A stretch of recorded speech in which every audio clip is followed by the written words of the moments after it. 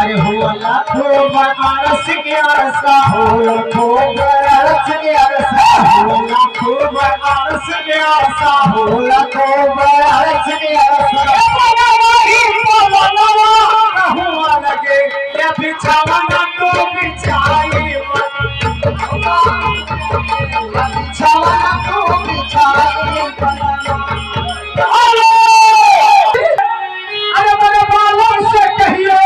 अरे मेरे बालों से कहियो